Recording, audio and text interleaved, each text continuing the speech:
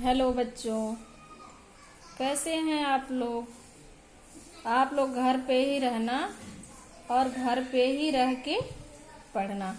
आज हम कक्षा 7 के मंजरी से पाठ 2 के राजधर्म के बारे में अध्ययन करते हैं। राजधर्म पाठ का नाम है राजधर्म। सबसे पहले तो हम राजधर्म का संधि विच्छेद करेंगे। राजधर्म का संधि विच्छेद होगा राजधन धर्म, यानी अर्थात राजा का धर्म। राजा कौन होता है? क्या आज भी हमारे देश में राजा है? नहीं, आज हमारे देश में राजा नहीं है। आज हमारे देश में राजतंत्र प्रणाली नहीं है। आज हमारे देश में लोकतंत्र प्रणाली है। प्राचीन काल में राजतंत्र था, उसी समय की ये कहानी है। इस पाठ की विषय वस्तु जातक कथा से ली गई है। महात्मा बुद्ध का जन्म कपिलवस्तु के निकट लुम्बिनी नामक स्थान पर हुआ था।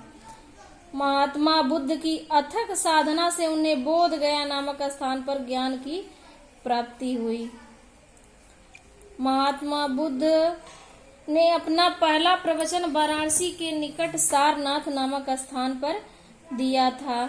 इनका महापरिनिर्वाण यानी बौद्ध धर्म में मृत्यु को महापरिनिर्वाण नाम से जाना जाता है। तो इनका मृत्यु 80 वर्ष की अवस्था में कुशीनगर जिले में हुआ था। इस पाठ में कहानी के माध्यम से बताया गया है कि वाराणसी में ब्रह्मदत्त नाम का एक राजा था। उसके शासन काल में पैदा हुए बोधिसत्व बड़े होने पर अनेक शिल्पों का ज्ञान प्राप्त कर बाद में हिमाचल पर चले गए। बाद में तपस्या में लीन हो गए। ब्रह्मदत्त जो राजा था बहुत ही न्यायप्रिय, सत्यनिष्ठ और धर्मनिष्ठ था। वह अपनी प्रजा का बहुत ही ध्यान रखता था। वह अपनी प्रजा से बहुत प्यार करता था और उसी तरह प्रजा भी राजा की बहुत ही प्रशंसा करती थी। परंतु राजा की यह प्रबल इच्छा थी कि कोई उसके दोषों को भी तो उसके सामने लाए। वह अपनी प्रशंसा सुन सुन के एकदम आजीज आ गया था। अपनी प्रशंसा सुन के परेशान हो गया था कि बस लोग हमारी प्रशंसा ही क्यों करते हैं, क्यों हमें बुरा नहीं कहते हैं। वह यह इच्छा लेकर वह अपना वेश बदलकर और पूरे राज्य में भ्रमण करने लगा, पूरे राज्य में घूमने लगा।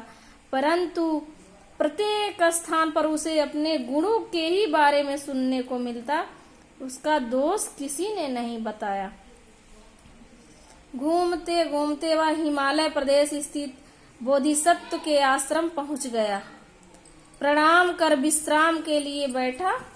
बोधिसत्व जो स्वयं जंगल से लाए गए बरगद के फल, गांव में बरगद होता है ना, उसी बरगद का फल, सभी लोग जानते होंगे बरगद के वृक्ष को। बरगद का फल जो होता है, बरगद के फल को गोदा के नाम से, गोदे के नाम से जाना जाता है। वह स्वयं बोधिसत्व जो थे वो स्वयं भी गोदे का ही सेवन करते थे, गोदे का ही भोजन करते थे। वो आए हुए पथिक को भी उन्होंने पानी के साथ वही मीठे गोदे खाने को दिए।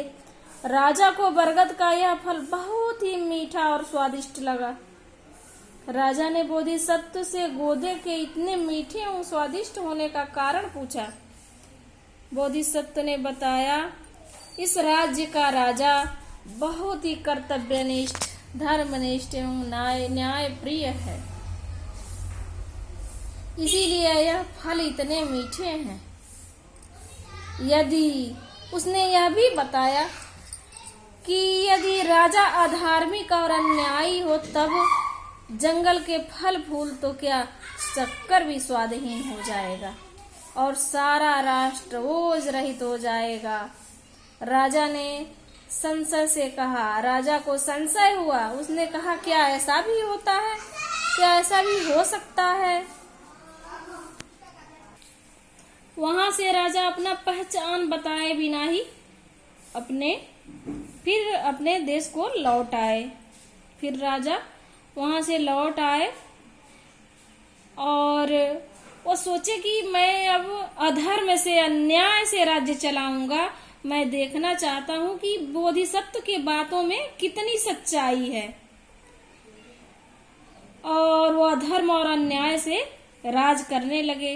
राजा पुनः कुछ दिनों के बाद बोधिसत्व के आश्रम पहुंचे। बोधिसत्व ने फिर वही बरगद के गोदे और पानी के साथ राजा को खाने को दिए।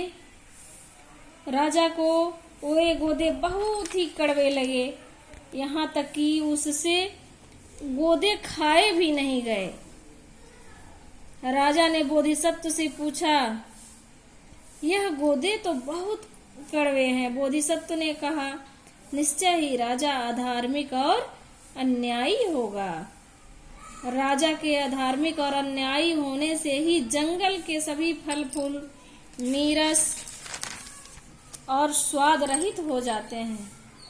जिस प्रकार गायों की झुंड में यदि सबसे आगे का पशु सीधा चले तो पीछे की सभी गायें भी सीधा चलती जाती हैं, और आगे के जंतु के टेढ़ा मेढ़ा चलने से पीछे चलने वाले सभी जंतु भी अनुसरण कर वैसा ही करते हैं।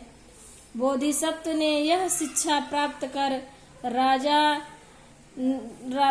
राजा ने अपनी पहचान बताई और यह संकल्प किया कि अब यह फल कभी भी कड़वे नहीं होने देंगे, अर्थात अब मैं सदा न्याय और धर्म के पथ पर चलूंगा। अच्छा बच्चों, तो अब हम इस पाठ से संबंधित कुछ प्रश्न का अभ्यास करेंगे। आपने अपने आसपास अपने क्षेत्र में पाए जाने वाले बरगद, पीपल, पाकड़ या अन्य वृक्षों को निकट से देखिए और उन पर बैठे पक्षियों के क्रियाकलापों को अपनी अभ्यास पुस्तिका में लिखिए। और दूसरा प्रश्न है, ब्रह्मदत्त नामक राजा क्यों प्रसिद्ध था? जैसा कि कहानी में बताया गया है कि राजा बहुत ही धर्म प्रिय, न्याय प्रिय और कर्तव्यनिष्ठ था, और उसी अपने धर्म प्रियता से न्याय परायणता के लिए राजा प्रसिद्ध था। तीसरा हमारा प्रश्न है, राजा ब्रह्मदत्त वेश बदलकर क्यों घूमता था? तो कहानी में बताया गया है कि राजा वेश बदलकर इसलिए घूमते थे कि हमारे में क्यों सारे लोग गुण ही बताते हैं, अवगुण क्यों नहीं बताते हैं। तो राजा वेश बदलकर घूम रहे थे कि देखे क्या कोई उसका दोष भी बताने वाला है कि नहीं। हमारा चौथा प्रश्न है, राजा के धर्म विमुख होने पर सारा राज्य दुख को प्राप्त होता है। कथन का आशय बताइए। राजा के धर्म विमुख होने से सारा राज्य दुख को प्राप्त होता है। इसका अर्थ है यथा राजा तथा प्रजा, अर्थात बुरे नेताओं से देश में अराजकता और दुख उत्पन्न होता है।